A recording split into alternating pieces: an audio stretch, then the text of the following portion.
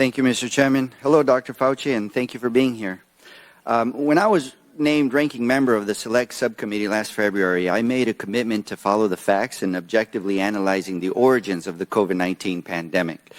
I made a promise to keep an open mind about how the pandemic started because understanding whether the novel coronavirus emerged from a lab or from nature is essential to better preventing and preparing for future public health threats and to better protecting the American people. And as the origins of the novel coronavirus still remain inconclusive, I stand by these commitments to this day.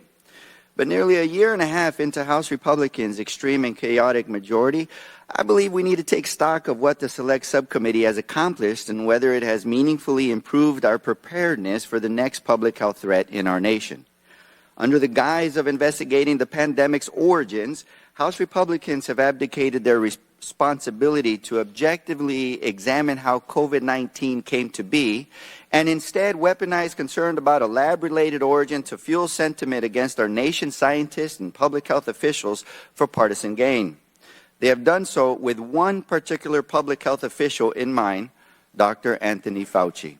And they have done so in an effort to deflect blame and anguish for the damage the pandemic inflicted on our society away from the former president, whose stumbling pandemic response, by some estimates, led to 400,000 unnecessary COVID-19 deaths, and on to Dr. Fauci, who worked tirelessly to stem the crisis. Over the past 15 months, the Select Subcommittee has pored over more than 425,000 pages of documents provided to us by government agencies, universities, and private citizens. We have conducted more than 100 hours of closed-door interviews with 20 current and former federal officials and scientists. And what we have found is the following.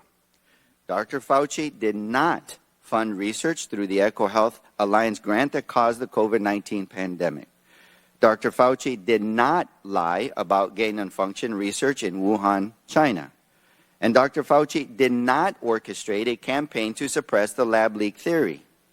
After 15 months, the Select Subcommittee still does not possess a shred of evidence to substantiate these extreme allegations that Republicans have levied against Dr. Fauci for nearly 4 years. Now I want to make something very clear. In the past month, the Select Subcommittee has held hearings where we have examined various serious issues of misconduct. In following the facts, Select Subcommittee Democrats uncovered troubling misconduct by Dr. Peter Daszak and EcoHealth Alliance, including potential efforts to mislead the federal government about the nature of its work through the evasion of reporting and transparency requirements. And less than 2 weeks ago, we heard from Dr. David Morin's about his flagrant violation of the Freedom of Information Act's transparency requirements and the potential destruction of federal records.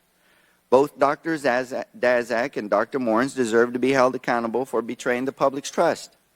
To hold them accountable is not anti-science. It is the defense of our federal scientific and research institutions' decades-long legacy of advancing the scientific enterprise to safeguard human health.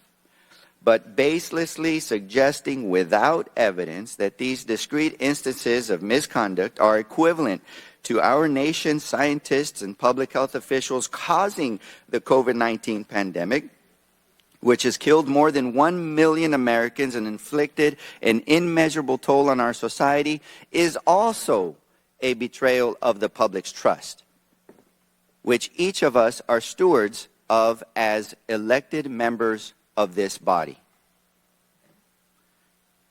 Today's hearing comes at a pivotal moment for our nation's public health.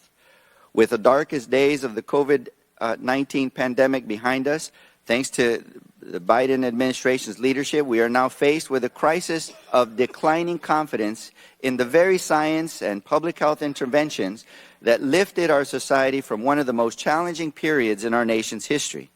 And as we look to the future, we find ourselves at a fork in the road.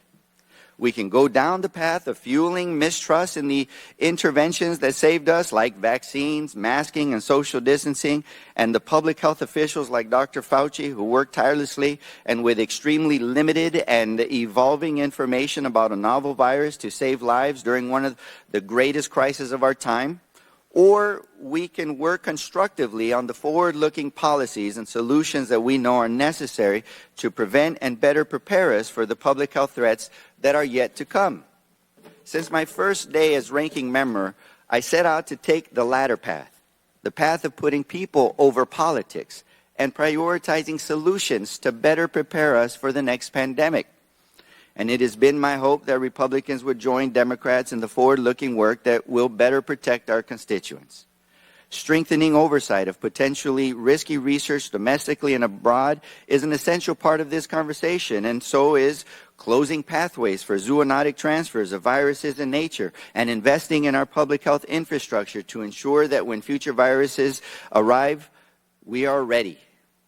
When Democrats were in the majority, we made important strides in these objectives by passing the Consolidated Appropriations Act of 2023, which strengthened the protections against undue influence in our biomedical research, improved training and transparency for the handling of select agents, paved the way for the interagency collaboration to fortify zoonotic disease prevention, invested in our infectious disease workforce, and enhanced our supply chain preparedness and ability to rapidly develop and deploy medical countermeasures. And ahead of today's hearing, more than 90 health and medical organizations, including the American Public Health Association, the American College of Physicians, the American Academy of Family Physicians, the Infectious Disease Society of America, the Association of State and Territorial Health Officials, and the National Association of County and City Health Officials wrote to the Select Subcommittee urging us to, quote, stand against efforts to weaken the ability of the nation's public health agencies to protect the nation's health, and to take additional action to fortify our nation's public health workforce and infrastructure. I seek unanimous consent to enter this letter into the hearing record. Without objection. As we sit here today, I have not lost hope that in the remaining months of the Select Subcommittee, we can work together to build on this legacy and make objectively examining the origins of the novel coronavirus a part of this forward-looking work. I stand by my commitments I mentioned earlier to take a serious, balanced look at all possibilities for the origins of COVID-19 pandemic. And I stand ready to work with every member of this Select Subcommittee on this critically important mission so that we can save future lives.